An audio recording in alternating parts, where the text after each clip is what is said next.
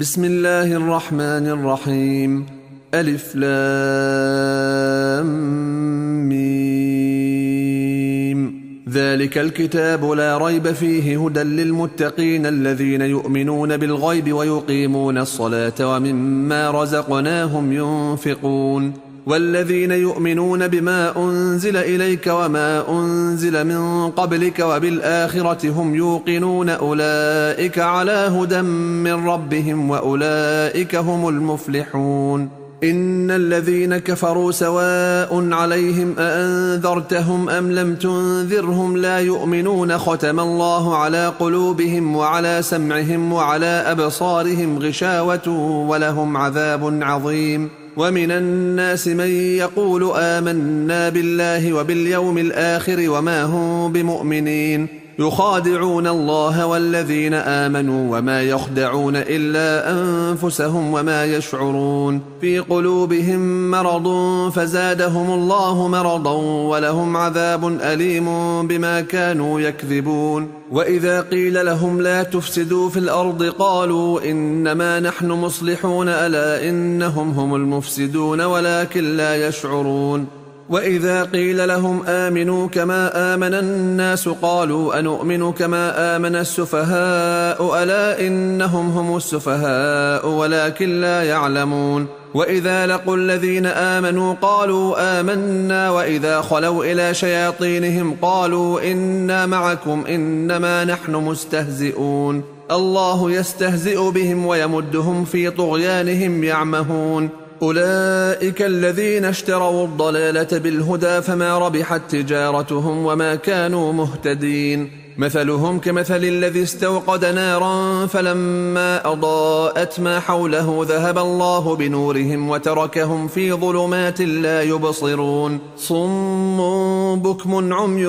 فهم لا يرجعون. أو كصيب من السماء فيه ظلمات ورعد وبرق يجعلون أصابعهم في آذانهم من الصواعق حذر الموت والله محيط بالكافرين. يكاد البرق يخطف أبصارهم كلما أضاء لهم مشوا فيه وإذا أظلم عليهم قاموا ولو شاء الله لذهب بسمعهم وأبصارهم إن الله على كل شيء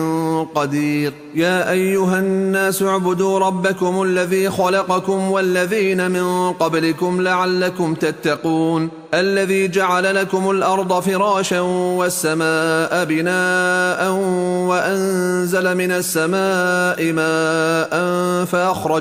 فأخرج به من الثمرات رزقا لكم فلا تجعلوا لله أندادا وأنتم تعلمون. وإن كنتم في ريب مما نزلنا على عبدنا فأتوا بسورة من مثله وادعوا شهداءكم من دون الله إن كنتم صادقين. فإن لم تفعلوا ولن تفعلوا فاتقوا النار التي وقودها الناس والحجارة أعدت للكافرين. وبشر الذين آمنوا وعملوا الصالحات أن لهم جنات تجري من تحتها الأنهار كلما رزقوا منها من ثمرة رزقا قالوا هذا الذي رزقنا من قبل وأتوا به متشابها ولهم فيها أزواج مطهرة وهم فيها خالدون. إن الله لا يستحيي أن يضرب مثلا ما بعوضة فما فوقها فأما الذين آمنوا فيعلمون أنه الحق من ربهم وأما الذين كفروا فيقولون ماذا أراد الله بهذا مثلا يضل به كثيرا ويهدي به كثيرا وما يضل به إلا الفاسقين الذين ينقضون عهد الله من بعد ميثاقه ويقطعون ما أمر الله به أن يوصل ويفسدون في الأرض أولئك هم الخاسرون. كيف تكفرون بالله وكنتم أمواتا فأحياكم ثم يميتكم ثم يحييكم ثم إليه ترجعون. هو الذي خلق لكم ما في الأرض جميعا ثم استوى إلى السماء فسواهن 7 سماوات وهو بكل شيء عليم. وإذ قال ربك للملائكة إني جاعل في الأرض خليفة قالوا أتجعل فيها من يفسد فيها ويسفك الدماء ونحن نسبح بحمدك ونقدس لك قال إني أعلم ما لا تعلمون. وعلم آدم الأسماء كلها ثم عرضهم على الملائكة فقال أنبئوني بأسماء هؤلاء إن كنتم صادقين. قالوا سبحانك لا علم لنا إلا ما علمتنا إنك أنت العليم الحكيم. قال يا آدم أنبئهم بأسمائهم فلما أنبأهم بأسمائهم قال ألم أقل لكم إني أعلم غيب السماوات والأرض وأعلم ما تبدون وما كنتم تكتمون. وإذ قلنا للملائكة اسجدوا لآدم فسجدوا إلا إبليس أبى واستكبر وكان من الكافرين. وقلنا يا آدم اسكن أنت وزوجك الجنة وكلا منها رغدا حيث شئتما ولا تقربا هذه الشجرة فتكونا من الظالمين. فأزلهما الشيطان عنها فأخرجهما مما كانا فيه وقلنا اهبطوا بعضكم لبعض عدو ولكم في الأرض مستقر ومتاع إلى حين. فتلقى آدم من ربه كلمات فتاب عليه إنه هو التواب الرحيم. قلنا اهبطوا منها جميعا فإما يأتينكم مني هدى فمن تبع هداي فلا خوف عليهم ولا هم يحزنون. والذين كفروا وكذبوا بآياتنا أولئك أصحاب النار هم فيها خالدون. يا بني إسرائيل اذكروا نعمتي التي أنعمت عليكم وأوفوا بعهدي أوف بعهدكم وإياي فارهبون. وآمنوا بما أنزلت مصدقا لما معكم ولا تكونوا أول كافر به ولا تشتروا بآياتي ثمنا قليلا وإياي فاتقون. ولا تلبسوا الحق بالباطل وتكتموا الحق وأنتم تعلمون وأقيموا الصلاة وآتوا الزكاة واركعوا مع الراكعين. أتأمرون الناس بالبر وتنسون أنفسكم وأنتم تتلون الكتاب أفلا تعقلون. واستعينوا بالصبر والصلاة وإنها لكبيرة إلا على الخاشعين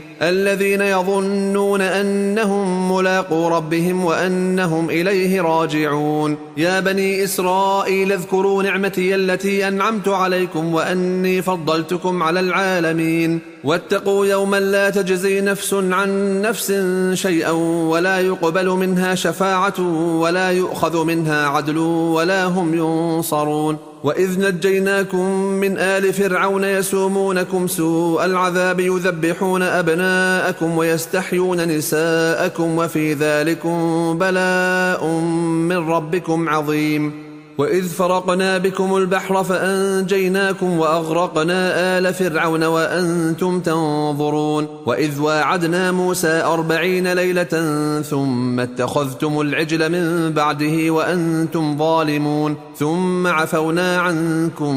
من بعد ذلك لعلكم تشكرون. وإذ آتينا موسى الكتاب والفرقان لعلكم تهتدون. وإذ قال موسى لقومه يا قوم إنكم ظلمتم أنفسكم باتخاذكم العجل فتوبوا إلى بارئكم فاقتلوا أنفسكم ذلكم خير لكم عند بارئكم فتاب عليكم إنه هو التواب الرحيم. وإذ قلتم يا موسى لن نؤمن لك حتى نرى الله جهرة فأخذتكم الصاعقة وأنتم تنظرون ثم بعثناكم من بعد موتكم لعلكم تشكرون. وظللنا عليكم الغمام وأنزلنا عليكم المن والسلوى كلوا من طيبات ما رزقناكم وما ظلمونا ولكن كانوا أنفسهم يظلمون. وإذ قلنا ادخلوا هذه القرية فكلوا منها حيث شئتم رغدا وادخلوا الباب سجدا وقولوا حطة نغفر لكم خطاياكم وسنزيد المحسنين. فبدل الذين ظلموا قولا غير الذي قيل لهم فأنزلنا على الذين ظلموا رجزا من السماء بما كانوا يفسقون. وإذ استسقى موسى لقومه فقلنا اضرب بعصاك الحجر فانفجرت منه 12 عينا قد علم كل أناس مشربهم كلوا واشربوا من رزق الله ولا تعثوا في الأرض مفسدين وإذ قلتم يا موسى لن نصبر على طعام واحد فادع لنا ربك يخرج لنا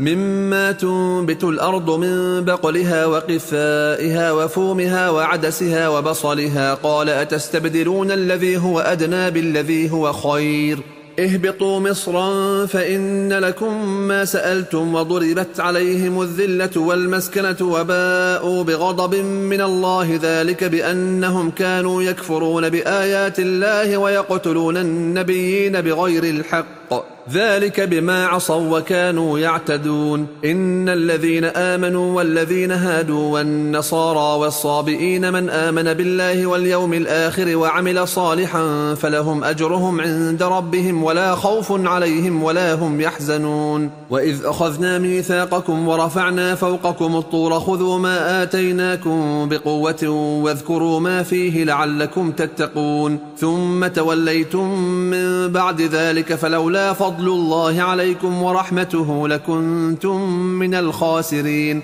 ولقد علمتم الذين اعتدوا منكم في السبت فقلنا لهم كونوا قردة خاسئين فجعلناها نكالا لما بين يديها وما خلفها وموعظة للمتقين وإذ قال موسى لقومه إن الله يأمركم أن تذبحوا بقرة قالوا أتتخذنا هزوا قال أعوذ بالله أن أكون من الجاهلين قالوا ادع لنا ربك يبين لنا ما هي قال إنه يقول إنها بقرة لا فارض ولا بكر عوان بين ذلك فافعلوا ما تؤمرون قالوا ادع لنا ربك يبين لنا ما لونها قال إنه يقول إنها بقرة صفراء فاقع لونها تسر الناظرين قالوا ادع لنا ربك يبين لنا ما هي إن البقرة شابه علينا وإنا إن شاء الله لمهتدون قال إنه يقول إنها بقرة لا ذلول تثير الأرض ولا تسقي الحرث مسلمة لا شية فيها قالوا الآن جئت بالحق فذبحوها وما كادوا يفعلون وإذ قتلتم نفسا فادارأتم فيها والله مخرج ما كنتم تكتمون فقلنا اضربوه ببعضها كذلك يحيي الله الموتى ويريكم آياته لعلكم تعقلون ثم قست قلوبكم من بعد ذلك فهي كالحجارة أو أشد قسوة وإن من الحجارة لما يتفجر منه الأنهار وإن منها لما يشقق فيخرج منه الماء وإن منها لما يهبط من خشية الله وما الله بغافل عما تعملون أفتطمعون أن يؤمنوا لكم وقد كان فريق منهم يسمعون كلام الله ثم يحرفونه من بعد ما عقلوه وهم يعلمون وإذا لقوا الذين آمنوا قالوا آمنا وإذا خلا بعضهم إلى بعض قالوا أتحدثونهم بما فتح الله عليكم ليحاجوكم به عند ربكم أفلا تعقلون أولا يعلمون أن الله يعلم ما يسرون وما يعلنون ومنهم أميون لا يعلمون الكتاب إلا أماني وإنهم إلا يظنون فويل للذين يكتبون الكتاب بأيديهم ثم يقولون هذا من عند الله ليشتروا به ثمنا قليلا فويل لهم مما كتبت أيديهم وويل لهم مما يكسبون وقالوا لن تمسنا النار إلا أياما معدودة قل أتخذتم عند الله عهدا فلن يخلف الله عهده أم تقولون على الله ما لا تعلمون بلى من كسب سيئة وأحاطت به خطيئته فأولئك أصحاب النار هم فيها خالدون والذين آمنوا وعملوا الصالحات أولئك أصحاب الجنة هم فيها خالدون وإذ أخذنا ميثاق بني إسرائيل لا تعبدون إلا الله وبالوالدين إحسانا وذي القربى واليتامى والمساكين وقولوا للناس حسنا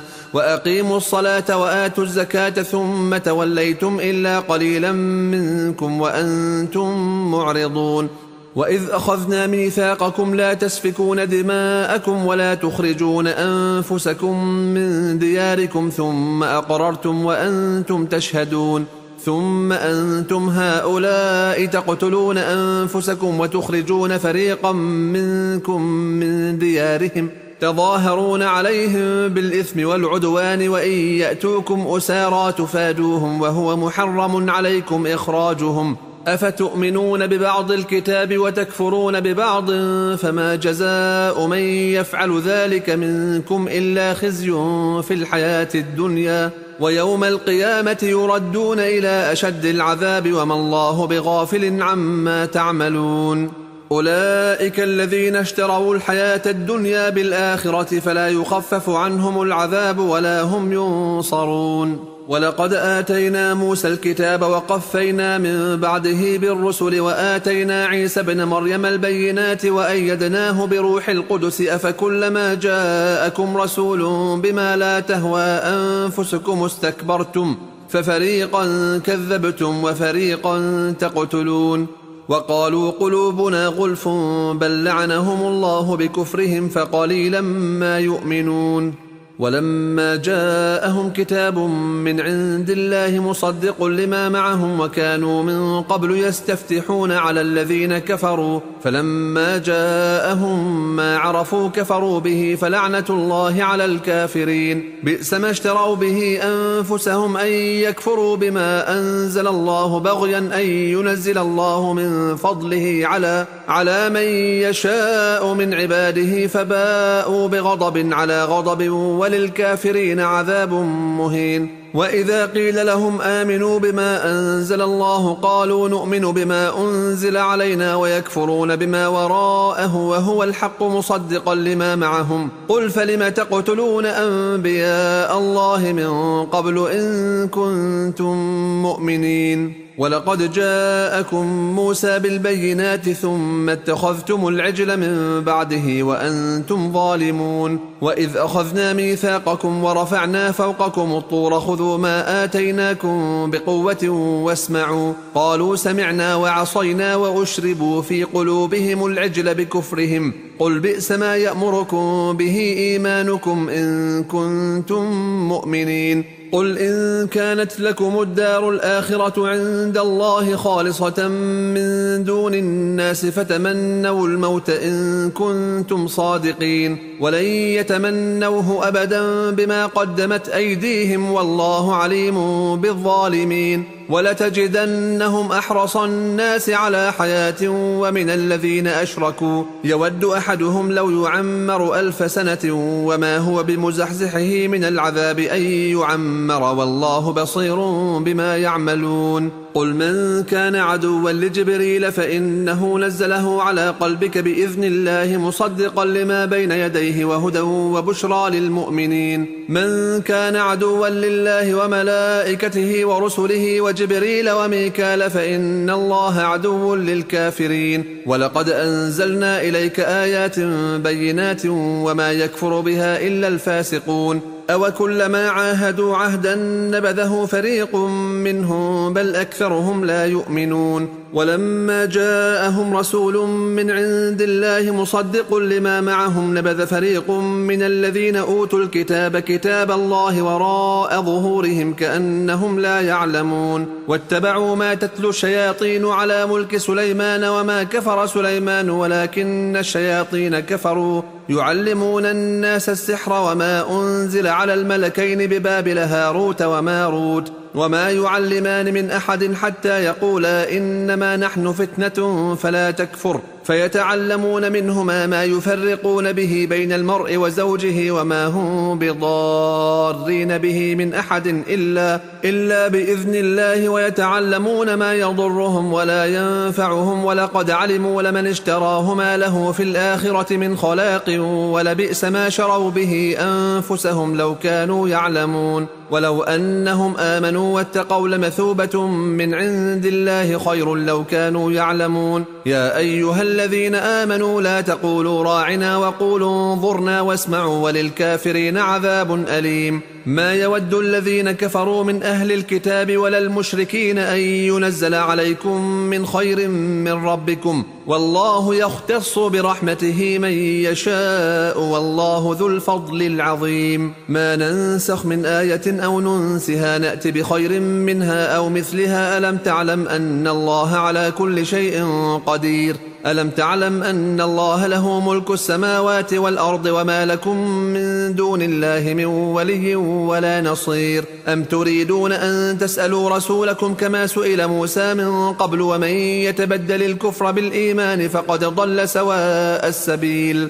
ود كثير من أهل الكتاب لو يردونكم من بعد إيمانكم كفارا حسدا من عند أنفسهم من بعد ما تبين لهم الحق فاعفوا واصفحوا حتى يأتي الله بأمره إن الله على كل شيء قدير. وأقيموا الصلاة وآتوا الزكاة وما تقدموا لأنفسكم من خير تجدوه عند الله إن الله بما تعملون بصير. وقالوا لن يدخل الجنة إلا من كان هودا أو نصارى تلك أمانيهم قل هاتوا برهانكم إن كنتم صادقين. بلى من أسلم وجهه لله وهو محسن فله أجره عند ربه ولا خوف عليهم ولا هم يحزنون. وقالت اليهود ليست النصارى على شيء وقالت النصارى ليست اليهود على شيء وهم يتلون الكتاب كذلك قال الذين لا يعلمون مثل قولهم فالله يحكم بينهم يوم القيامة فيما كانوا فيه يختلفون.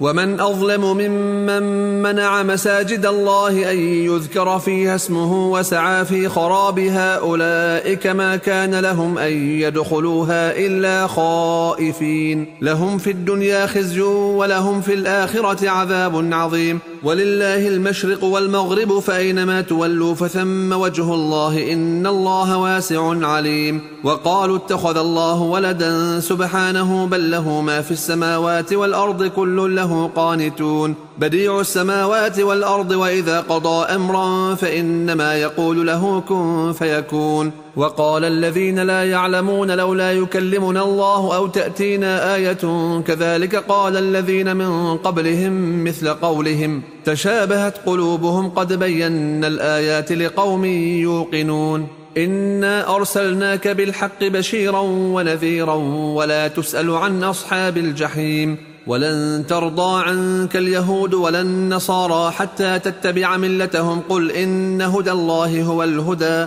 ولئن اتبعت أهواءهم بعد الذي جاءك من العلم ما لك من الله من ولي ولا نصير. الذين آتيناهم الكتاب يتلونه حق تلاوته أولئك يؤمنون به ومن يكفر به فأولئك هم الخاسرون. يا بني إسرائيل اذكروا نعمتي التي أنعمت عليكم وأني فضلتكم على العالمين. واتقوا يوما لا تجزي نفس عن نفس شيئا ولا يقبل منها عدل ولا تنفعها شفاعة ولا هم ينصرون. وإذ ابتلى إبراهيم ربه بكلمات فأتمهن قال إني جاعلك للناس إماما قال ومن ذريتي قال لا ينال عهد الظالمين. وإذ جعلنا البيت مثابة للناس وأمنا واتخذوا من مقام إبراهيم مصلى وعهدنا إلى إبراهيم وإسماعيل أن طهرا بيتي للطائفين والعاكفين والركع السجود. وإذ قال إبراهيم رب اجعل هذا بلدا آمنا وارزق أهله من الثمرات من آمن منهم بالله واليوم الآخر قال ومن كفر فأمتعه قليلا ثم أضطره إلى عذاب النار وبئس المصير. وإذ يرفع إبراهيم القواعد من البيت وإسماعيل ربنا تقبل منا إنك أنت السميع العليم ربنا واجعلنا مسلمين لك ومن ذريتنا أمة مسلمة لك وأرنا مناسكنا وتب علينا إنك أنت التواب الرحيم. ربنا وابعث فيهم رسولا منهم يتلو عليهم آياتك ويعلمهم الكتاب والحكمة ويزكيهم إنك أنت العزيز الحكيم. ومن يرغب عن ملة إبراهيم إلا من سفه نفسه ولقد اصطفيناه في الدنيا وإنه وإنه في الآخرة لمن الصالحين. إذ قال له ربه أسلم قال أسلمت لرب العالمين. ووصى بها إبراهيم بنيه ويعقوب يا بني إن الله اصطفى لكم الدين فلا تموتن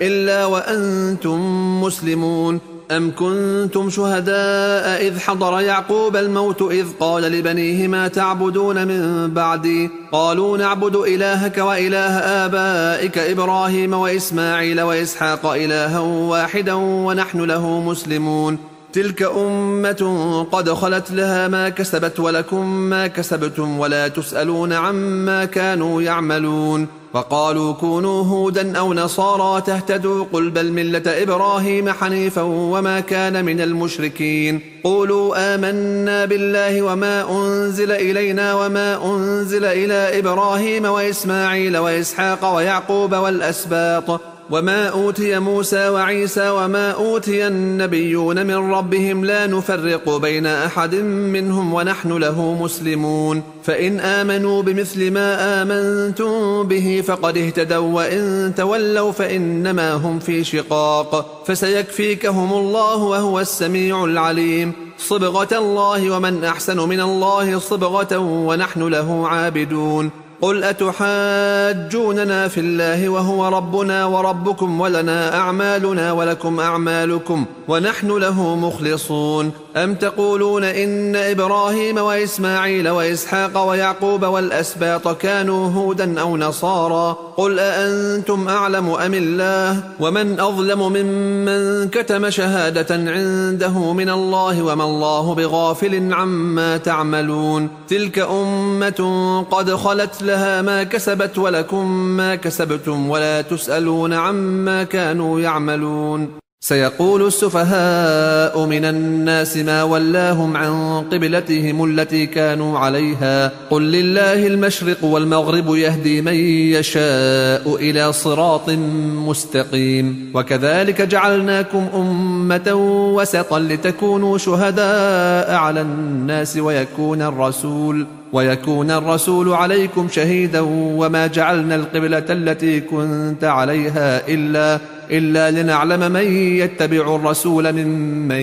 ينقلب على عقبيه وإن كانت لكبيرة إلا على الذين هدى الله وما كان الله ليضيع إيمانكم إن الله بالناس لرؤوف رحيم. قد نرى تقلب وجهك في السماء فلنولينك قبلة ترضاها فول وجهك شطر المسجد الحرام وحيث ما كنتم فولوا وجوهكم شطره وإن الذين أوتوا الكتاب ليعلمون أنه الحق من ربهم وما الله بغافل عما يعملون. ولئن أتيت الذين أوتوا الكتاب بكل آية ما تبعوا قبلتك وما أنت بتابع قبلتهم وما بعضهم بتابع قبلة بعض ولئن اتبعت أهواءهم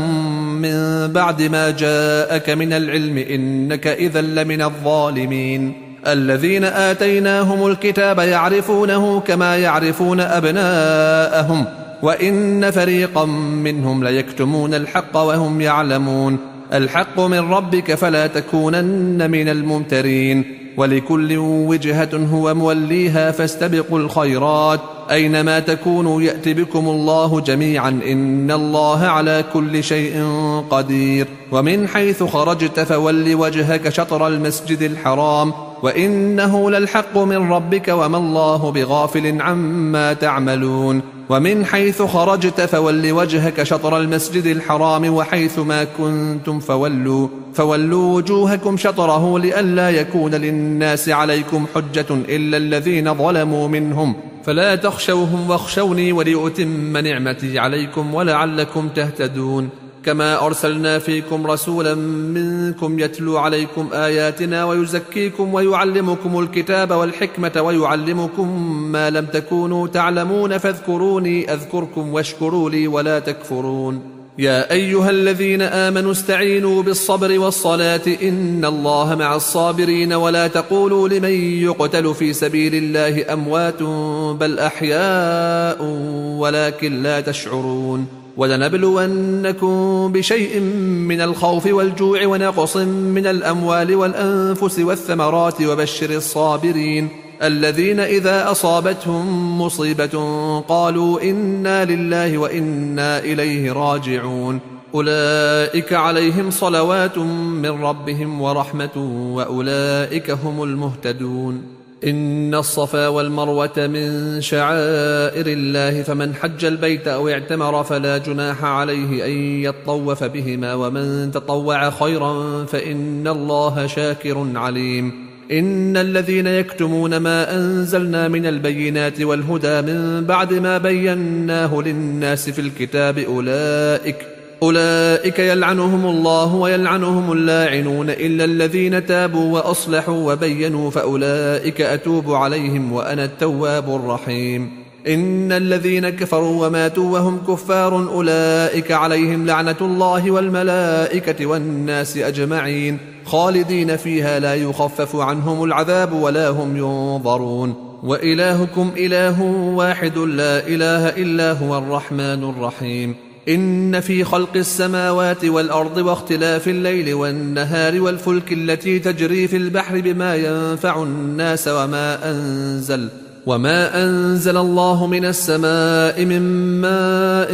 فأحيا به الأرض بعد موتها وبث فيها من كل دابة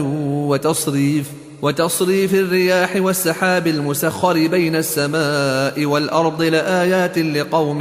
يعقلون ومن الناس من يتخذ من دون الله أندادا يحبونهم كحب الله والذين آمنوا أشد حبا لله ولو يرى الذين ظلموا إذ يرون العذاب أن القوة لله جميعا وأن الله شديد العذاب إذ تبرأ الذين اتبعوا من الذين اتبعوا ورأوا العذاب وتقطعت بهم الأسباب وقال الذين اتبعوا لو أن لنا كرة فنتبرأ منهم كما تبرأوا منا كذلك يريهم الله أعمالهم حسرات عليهم وما هم بخارجين من النار يا أيها الناس كلوا مما في الأرض حلالا طيبا ولا تتبعوا خطوات الشيطان إنه لكم عدو مبين إنما يأمركم بالسوء والفحشاء وأن تقولوا على الله ما لا تعلمون وإذا قيل لهم اتبعوا ما أنزل الله قالوا بل نتبع ما ألفينا عليه آباءنا أولو كان آباؤهم لا يعقلون شيئا ولا يهتدون ومثل الذين كفروا كمثل الذي ينعق بما لا يسمع إلا دعاء ونداء صم بكم عمي فهم لا يعقلون يا أيها الذين آمنوا كلوا من طيبات ما رزقناكم واشكروا لله إن كنتم إياه تعبدون إنما حرم عليكم الميتة والدم ولحم الخنزير وما أهل به لغير الله فمن اضطر غير باغ ولا عاد فلا إثم عليه إن الله غفور رحيم إن الذين يكتمون ما أنزل الله من الكتاب ويشترون به ثمنا قليلا أولئك ما يأكلون في بطونهم إلا النار ولا يكلمهم الله يوم القيامة ولا يزكيهم ولهم عذاب أليم أولئك الذين اشتروا الضلالة بالهدى والعذاب بالمغفرة فما أصبرهم على النار ذلك بأن الله نزل الكتاب بالحق وإن الذين اختلفوا في الكتاب لفي شقاق بعيد ليس البر أن تولوا وجوهكم قبل المشرق والمغرب ولكن البر من آمن بالله واليوم الآخر والملائكة والكتاب والنبيين وآتى المال على حبه ذوي القربى واليتامى والمساكين وابن السبيل والسائلين وفي الرقاب وأقام الصلاة وآتى الزكاة والموفون بعهدهم إذا عاهدوا والصابرين في البأساء والضراء وحين البأس أولئك الذين صدقوا وأولئك هم المتقون يا أيها الذين آمنوا كتب عليكم القصاص في القتل، الحر بالحر والعبد بالعبد والأنثى بالأنثى، فمن عفي له من أخيه شيء فاتباع بالمعروف وأداء إليه بإحسان، ذلك تخفيف من ربكم ورحمة، فمن اعتدى بعد ذلك فله عذاب أليم. ولكم في القصاص حياة يا أولي الألباب لعلكم تتقون. كتب عليكم إذا حضر أحدكم الموت إن ترك خيرا الوصية للوالدين والأقربين بالمعروف حقا على المتقين، فمن بدله بعدما سمعه فإنما إثمه على الذين يبدلونه، إن الله سميع عليم. فمن خاف من موص جنفا أو إثما فأصلح بينهم فلا إثم عليه، إن الله غفور رحيم. يا أيها الذين آمنوا كتب عليكم الصيام كما كتب على الذين من قبلكم لعلكم تتقون، أياما معدودات، فمن كان منكم مريضا أو على سفر فعدة من أيام أخر، وعلى الذين يطيقونه فدية طعام مسكين، فمن تطوع خيرا فهو خير له، وأن تصوموا خير لكم إن كنتم تعلمون. شهر رمضان الذي أنزل فيه القرآن هدى للناس وبينات من الهدى والفرقان، فمن شهد منكم الشهر فليصمه، ومن كان مريضا أو على سفر فعدة من أيام أخر، يريد الله بكم اليسر ولا يريد بكم العسر، ولتكملوا العدة ولتكبروا الله على ما هداكم ولعلكم تشكرون. وإذا سألك عبادي عني فإني قريب أجيب دعوة الداع إذا دعاني، فليستجيبوا لي وليؤمنوا بي لعلهم يرشدون. أحل لكم ليلة الصيام الرفث إلى نسائكم، هن لباس لكم وأنتم لباس لهن، علم الله أنكم كنتم تختانون أنفسكم فتاب عليكم وعفى عنكم، فالآن باشروهن وابتغوا ما كتب الله لكم، وكلوا واشربوا حتى يتبين لكم الخيط الأبيض من الخيط الأسود من الفجر، ثم أتموا الصيام إلى الليل، ولا تباشروهن وأنتم عاكفون في المساجد، تلك حدود الله فلا تقربوها، كذلك يبين الله آياته للناس لعلهم يتقون. ولا تأكلوا أموالكم بينكم بالباطل وتدلوا بها إلى الحكام لتأكلوا فريقا من أموال الناس بالإثم وأنتم تعلمون. يسألونك عن الأهلة قل هي مواقيت للناس والحج، وليس البر بأن تأتوا البيوت من ظهورها، ولكن البر من اتقى، وأتوا البيوت من أبوابها، واتقوا الله لعلكم تفلحون. وقاتلوا في سبيل الله الذين يقاتلونكم ولا تعتدوا، إن الله لا يحب المعتدين. وقتلوهم حيث ثقفتموهم وأخرجوهم من حيث أخرجوكم، والفتنة أشد من القتل، ولا تقاتلوهم عند المسجد الحرام حتى يقاتلوكم فيه، فإن قاتلوكم فاقتلوهم، كذلك جزاء الكافرين، فإن انتهوا فإن الله غفور رحيم. وقاتلوهم حتى لا تكون فتنة ويكون الدين لله، فإن انتهوا فلا عدوان إلا على الظالمين. الشهر الحرام بالشهر الحرام والحرمات قصاص، فمن اعتدى عليكم فاعتدوا عليه بمثل ما اعتدى عليكم، واتقوا الله واعلموا أن الله مع المتقين. وأنفقوا في سبيل الله ولا تلقوا بأيديكم إلى التهلكة وأحسنوا إن الله يحب المحسنين. وأتموا الحج والعمرة لله، فإن أحصرتم فما استيسر من الهدي، ولا تحلقوا رؤوسكم حتى يبلغ الهدي محله، فمن كان منكم مريضا أو به أذى من رأسه ففدية من صيام أو صدقة أو نسك، فإذا أمنتم فمن تمتع بالعمرة إلى الحج فما استيسر من الهدي، فمن لم يجد فصيام 3 أيام في الحج و7 إذا رجعتم، تلك 10 كاملة، ذلك لمن لم يكن أهله حاضر المسجد الحرام، واتقوا الله واعلموا أن الله شديد العقاب. الحج أشهر معلومات، فمن فرض فيهن الحج فلا رفث ولا فسوق ولا جدال في الحج، وما تفعلوا من خير يعلمه الله، وتزودوا فإن خير الزاد التقوى، واتقون يا أولي الألباب. ليس عليكم جناح أن تبتغوا فضلا من ربكم، فإذا أفضتم من عرفات فاذكروا الله عند المشعر الحرام واذكروه كما هداكم وإن كنتم من قبله لمن الضالين ثم أفيضوا من حيث أفاض الناس واستغفروا الله إن الله غفور رحيم فإذا قضيتم مناسككم فاذكروا الله كذكركم آباءكم أو أشد ذكرا فمن الناس من يقول ربنا آتنا في الدنيا وما له في الآخرة من خلاق ومنهم من يقول ربنا آتنا في الدنيا حسنة وفي الآخرة حسنة وقنا عذاب النار أولئك لهم نصيب مما كسبوا والله سريع الحساب واذكروا الله في أيام معدودات فمن تعجل في يومين فلا إثم عليه ومن تأخر فلا إثم عليه لمن اتقى واتقوا الله واعلموا أنكم إليه تحشرون ومن الناس من يعجبك قوله في الحياة الدنيا ويشهد الله على ما في قلبه وهو ألد الخصام وإذا تولى سعى في الأرض ليفسد فيها ويهلك الحرث والنسل والله لا يحب الفساد وإذا قيل له اتق الله أخذته العزة بالإثم فحسبه جهنم ولبئس المهاد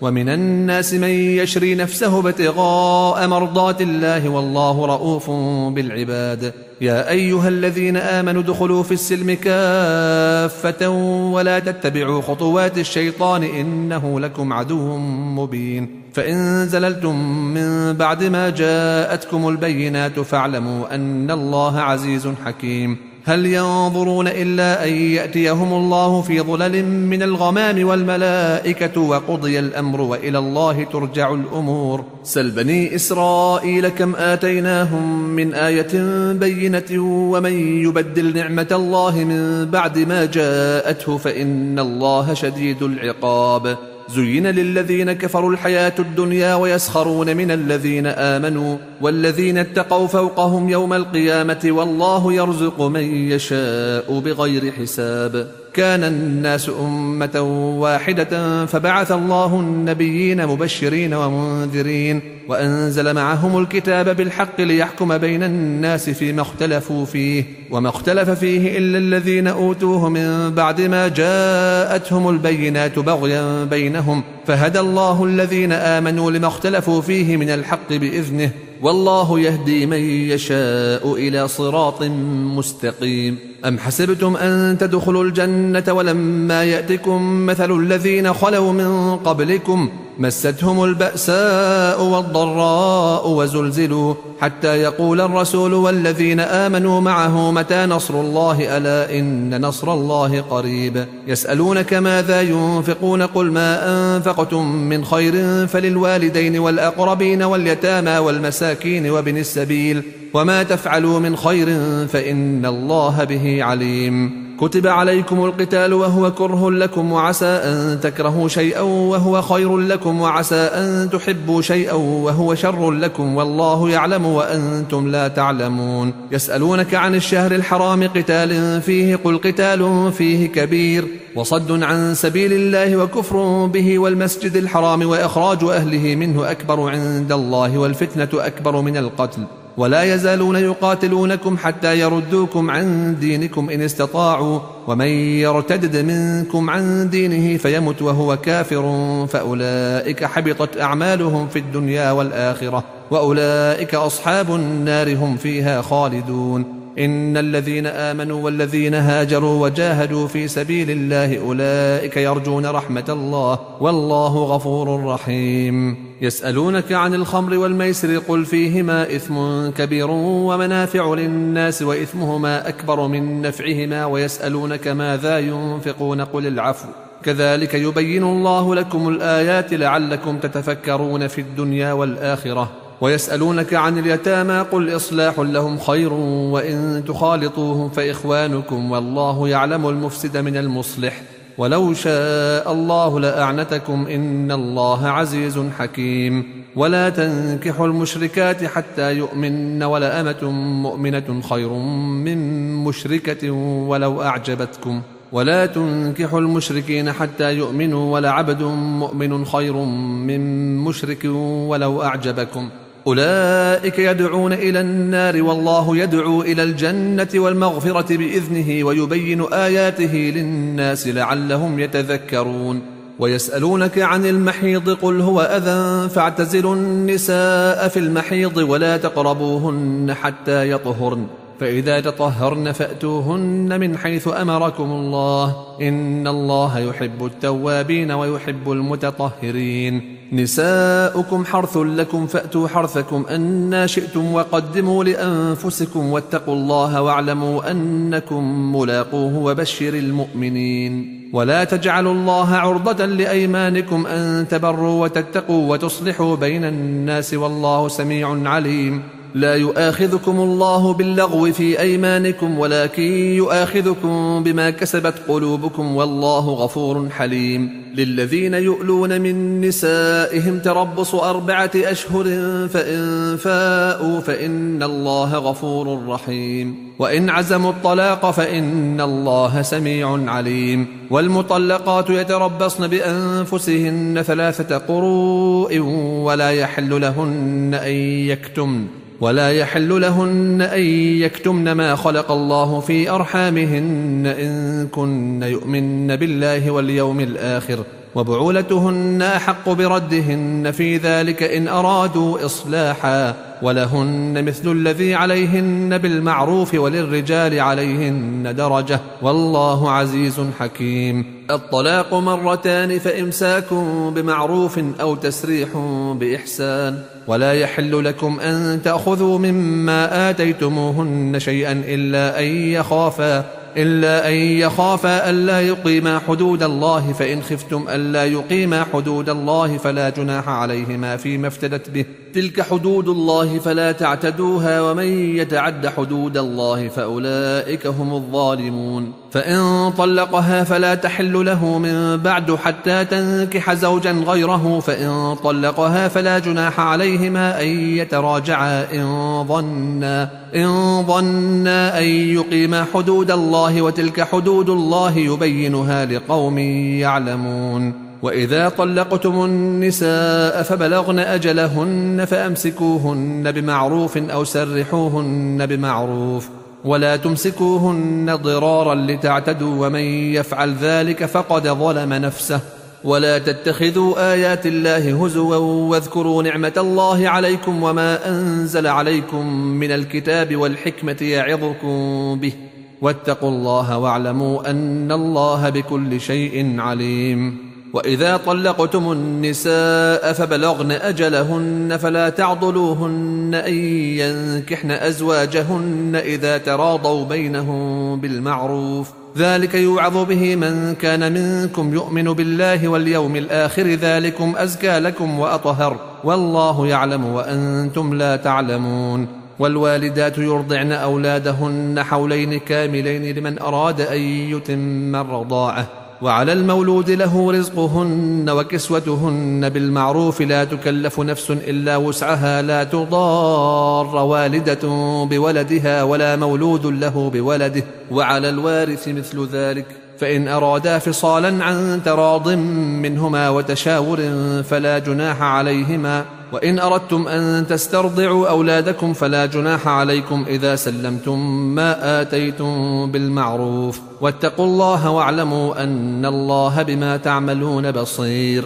والذين يتوفون منكم ويذرون أزواجا يتربصن بأنفسهن 4 أشهر و10 فإذا بلغن أجلهن فلا جناح عليكم فيما فعلن في أنفسهن بالمعروف والله بما تعملون خبير. ولا جناح عليكم فيما عرضتم به من خطبة النساء أو أكننتم في أنفسكم علم الله أنكم ستذكرونهن ولكن لا تواعدوهن سرا إلا أن تقولوا قولا معروفا ولا تعزموا عقدة النكاح حتى يبلغ الكتاب أجله واعلموا أن الله يعلم ما في أنفسكم فاحذروه واعلموا أن الله غفور حليم. لا جناح عليكم إن طلقتم النساء ما لم تمسوهن أو تفرضوا لهن فريضة ومتعوهن على الموسع قدره وعلى المقتر قدره متاعا بالمعروف حقا على المحسنين. وإن طلقتموهن من قبل أن تمسوهن وقد فرضتم لهن فريضة فنصف ما فرضتم إلا أن يعفون أو يعفو الذي بيده عقدة النكاح وأن تعفوا أقرب للتقوى ولا تنسوا الفضل بينكم إن الله بما تعملون بصير. حافظوا على الصلوات والصلاة الوسطى وقوموا لله قانتين. فإن خفتم فرجالا أو ركبانا فإذا أمنتم فاذكروا الله كما علمكم ما لم تكونوا تعلمون. والذين يتوفون منكم ويذرون أزواجا وصية لأزواجهم متاعا إلى الحول غير إخراج فإن خرجن فلا جناح عليكم فيما فعلن في أنفسهن من معروف والله عزيز حكيم. وللمطلقات متاع بالمعروف حقا على المتقين كذلك يبين الله لكم آياته لعلكم تعقلون. ألم تر إلى الذين خرجوا من ديارهم وهم ألوف حذر الموت فقال لهم الله موتوا ثم أحياهم إن الله لذو فضل على الناس ولكن أكثر الناس لا يشكرون. وقاتلوا في سبيل الله واعلموا أن الله سميع عليم. من ذا الذي يقرض الله قرضا حسنا فيضاعفه له أضعافا كثيرة والله يقبض ويبسط وإليه ترجعون. ألم تر إلى الملأ من بني إسرائيل من بعد موسى إذ قالوا لنبي لهم ابعث لنا ملكا نقاتل في سبيل الله قال هل عسيتم إن كتب عليكم القتال ألا تقاتلوا قالوا وما لنا ألا نقاتل في سبيل الله وقد أخرجنا من ديارنا وأبنائنا فلما كتب عليهم القتال تولوا إلا قليلا منهم والله عليم بالظالمين. وقال لهم نبيهم إن الله قد بعث لكم طالوت ملكا قالوا أنى يكون له الملك علينا ونحن أحق بالملك منه ولم يؤت سعة من المال قال إن الله اصطفاه عليكم وزاده بسطة في العلم والجسم والله يؤتي ملكه من يشاء والله واسع عليم. وقال لهم نبيهم إن آية ملكه أن يأتيكم التابوت فيه سكينة من ربكم وبقية مما ترك آل موسى وآل هارون تحمله الملائكة إن في ذلك لآية لكم إن كنتم مؤمنين. فلما فصل طالوت بالجنود قال إن الله مبتليكم بنهر فمن شرب منه فليس مني ومن لم يطعمه فإنه مني إلا من اغترف غرفة بيده فشربوا منه إلا قليلا منهم فلما جاوزه هو والذين آمنوا معه قالوا لا طاقة لنا اليوم بجالوت وجنوده قال الذين يظنون أنهم ملاقوا الله كم من فئة قليلة غلبت فئة كثيرة بإذن الله والله مع الصابرين. ولما برزوا لجالوت وجنوده قالوا ربنا أفرغ علينا صبرا وثبت أقدامنا وانصرنا على القوم الكافرين فهزموهم بإذن الله وقتل داود جالوت وآتاه الله الملك والحكمة وعلمه مما يشاء ولولا دفع الله الناس بعضهم ببعض لفسدت الأرض ولكن الله ذو فضل على العالمين. تلك آيات الله نتلوها عليك بالحق وإنك لمن المرسلين. تلك الرسل فضلنا بعضهم على بعض منهم من كلم الله ورفع بعضهم درجات وآتينا عيسى ابن مريم البينات وأيدناه بروح القدس ولو شاء الله ما اقتتل الذين من بعدهم من بعد ما جاءتهم البينات ولكن اختلفوا فمنهم من آمن ومنهم من كفر ولو شاء الله ما اقتتلوا ولكن الله يفعل ما يريد. يا أيها الذين آمنوا أنفقوا مما رزقناكم من قبل أن يأتي يوم لا بيع فيه ولا خلة ولا شفاعة والكافرون هم الظالمون. الله لا إله إلا هو الحي القيوم لا تأخذه سنة ولا نوم له ما في السماوات وما في الأرض من ذا الذي يشفع عنده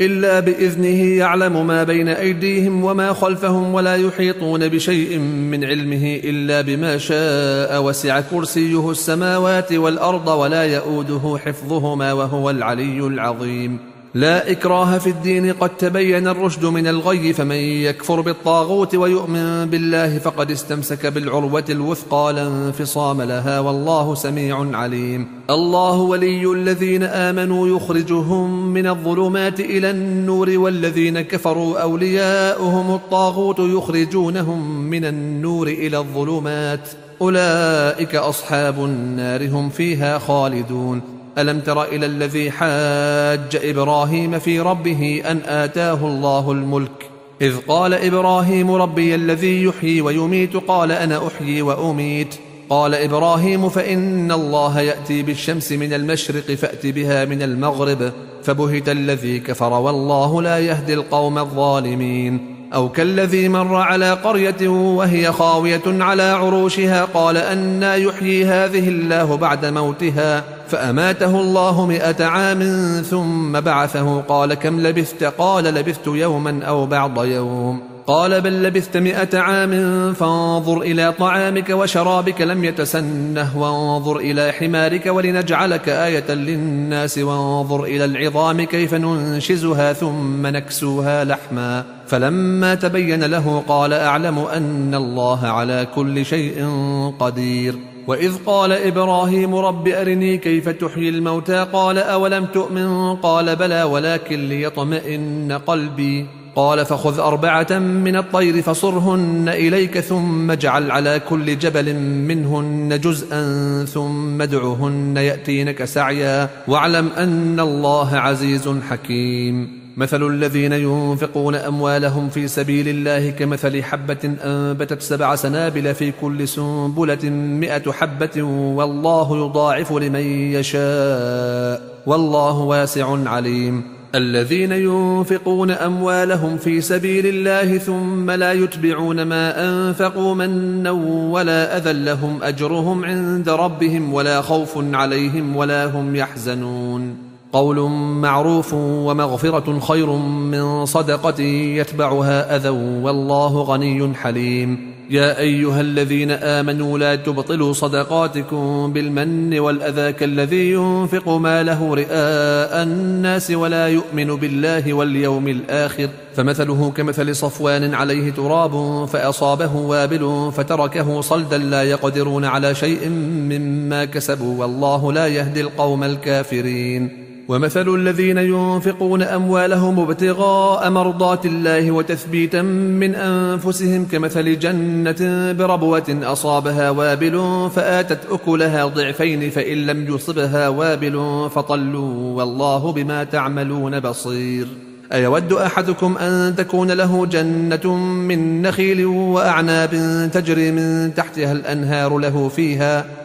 فيها من كل الثمرات وأصابه الكبر وله ذرية ضعفاء فأصابها إعصار فيه نار فاحترقت كذلك يبين الله لكم الآيات لعلكم تتفكرون. يا أيها الذين آمنوا أنفقوا من طيبات ما كسبتم ومما أخرجنا لكم من الأرض ولا تيمموا الخبيث منه تنفقون ولستم بآخذيه إلا أن تغمضوا فيه واعلموا أن الله غني حميد. الشيطان يعدكم الفقر ويأمركم بالفحشاء والله يعدكم مغفرة منه وفضلا والله واسع عليم. يؤتي الحكمة من يشاء ومن يؤت الحكمة فقد أوتي خيرا كثيرا وما يذكر إلا أولو الألباب. وما أنفقتم من نفقة أو نذرتم من نذر فإن الله يعلمه وما للظالمين من أنصار.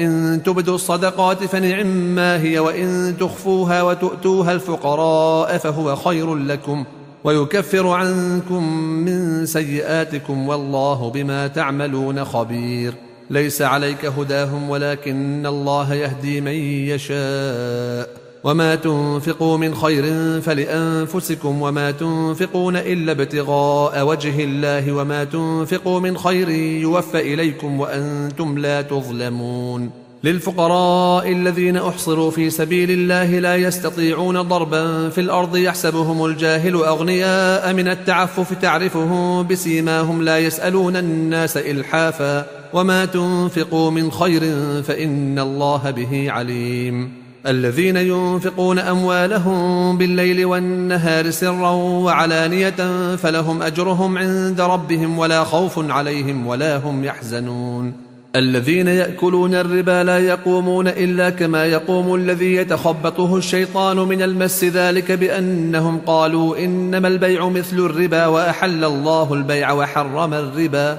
فمن جاءه موعظة من ربه فانتهى فله ما سلف وأمره إلى الله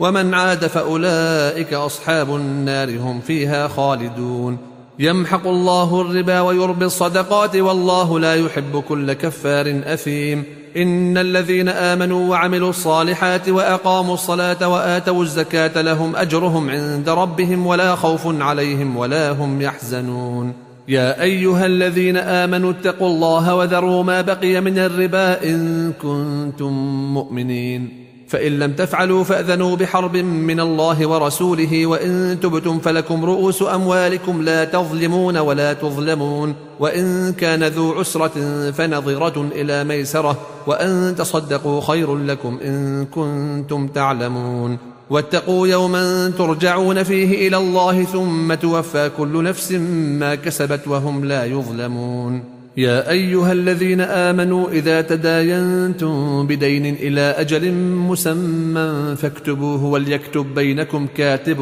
بالعدل ولا يأب كاتب أن يكتب كما علمه الله فليكتب وليملل الذي عليه الحق وليتق الله ربه ولا يبخس منه شيئا، فإن كان الذي عليه الحق سفيها أو ضعيفا أو لا يستطيع أن يمل هو فليملل وليه بالعدل واستشهدوا شهيدين من رجالكم، فإن لم يكونا رجلين فرجل وامرأتان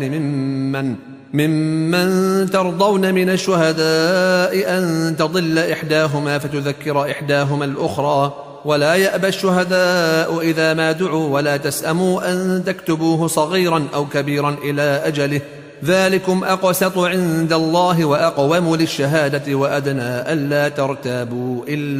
إلا أن تكون تجارة حاضرة تديرونها بينكم فليس عليكم جناح ألا تكتبوها، وأشهدوا إذا تبايعتم ولا يضار كاتب ولا شهيد، وإن تفعلوا فإنه فسوق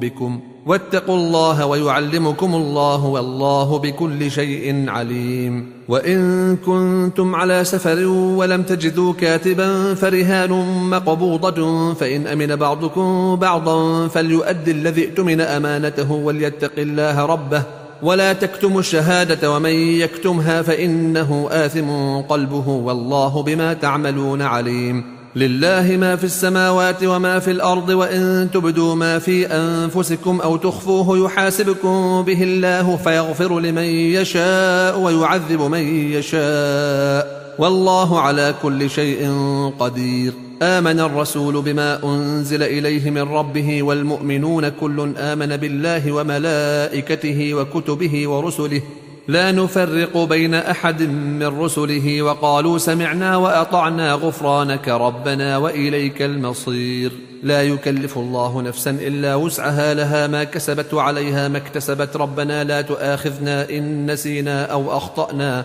ربنا ولا تحمل علينا إصرا كما حملته على الذين من قبلنا، ربنا ولا تحملنا ما لا طاقة لنا به، واعف عنا واغفر لنا وارحمنا أنت مولانا فانصرنا على القوم الكافرين.